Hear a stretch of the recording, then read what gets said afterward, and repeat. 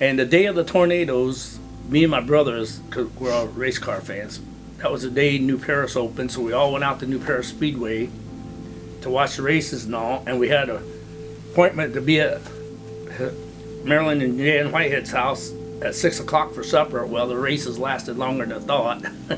So she got mad. She said, well, we're not going. She says, we're going to just stay home now. I said, no, you made the arrangements. I said, we're going to go. And it's probably a good thing I insisted, or we'd have been home when it hit. Because we left there probably 20 minutes to a half hour before it hit. We just got into Marilyn Jan's house when it come on TV that it already hit Midway Trailer Court. So that's how close we got getting out of there. Of course, I closed all the windows before we left because it was raining by the time we left. So, and that probably helped the trailer to explode because it blew apart. We lost everything. I had my bag with all my uniforms and everything in from the Marines, and we lost all that stuff. So, but we got in the car and started back out there. Of course, back then 33 was 3-lane, and we got almost out there and we saw the double, and there was cars parked all on the road. Everybody was running out there to see what was going on, and we got almost out there and saw the double one, and so I come to a stop. I had a 59 Oldsmobile, and she was going to jump out. She kept crying about the baby's clothes, my son's clothes and all.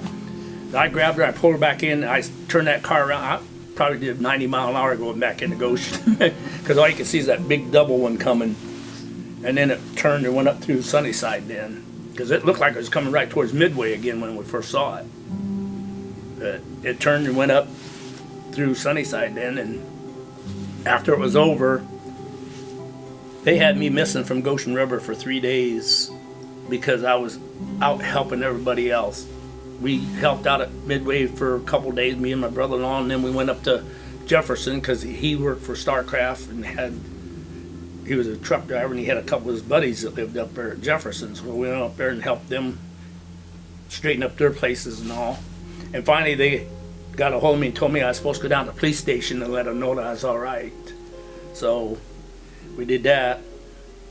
And then my brother, he had a station wagon. He was hauling people to the hospital. He used his station wagon as an ambulance, and because he did it at the racetrack too. He was in the infield and has a safety thing, so he did quite a bit of that safety work. But after that, well, I don't know, things settled down. Then after that, after about 3 or 4 days, we went out and picked through the rubble to see if we could find anything. And I think that's when we found our marriage license. That's all we found.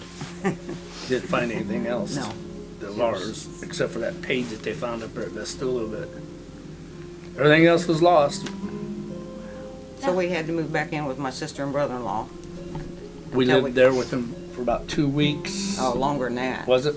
Or a month? And then we found a place down at New Paris. Oh no, we went back to the trailer court after they cleaned it up and put the new trailers in. That's right. We lived there almost a year, and of course by then Spagoots, the guy that owned it, put a underground shelter for the people in the trailer court. We had to go in there a few times too. Well, afterwards. Yeah, that's why she did. He was working nights. I worked nights at Goshen River. I'd go to work 2:30 in the afternoon, and that's usually when the storms hit. It was in the evening, and by then our daughter was born.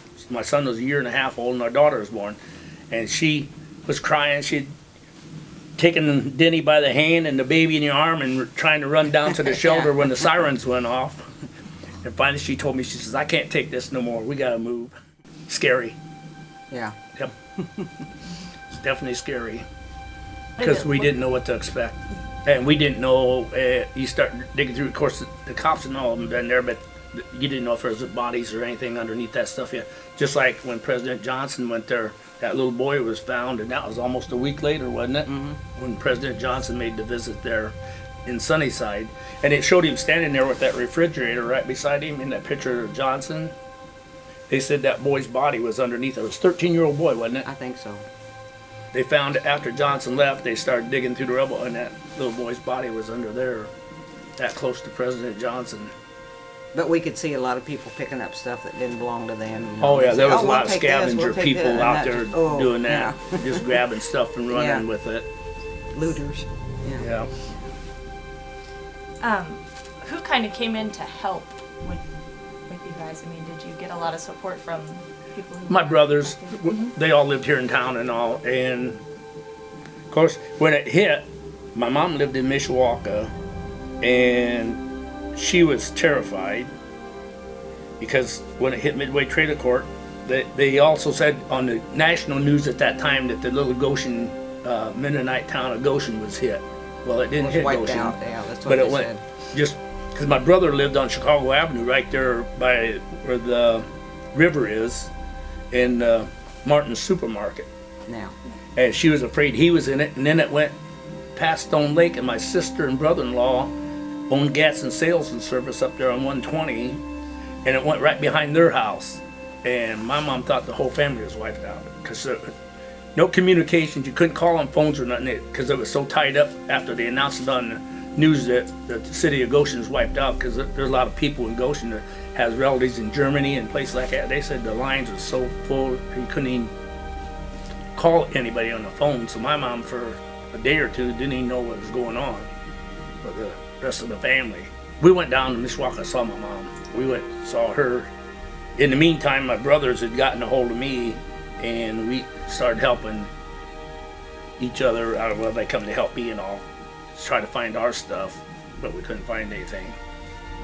And like I said, my brother Jack, he's the one that used his station wagon for an ambulance, so he was out there too. Sometimes somebody will bring it up and all, and we'll talk about it. Some of our friends or something, they ask us, you remember that? Oh yeah, there's no way we can forget that. But it was something else.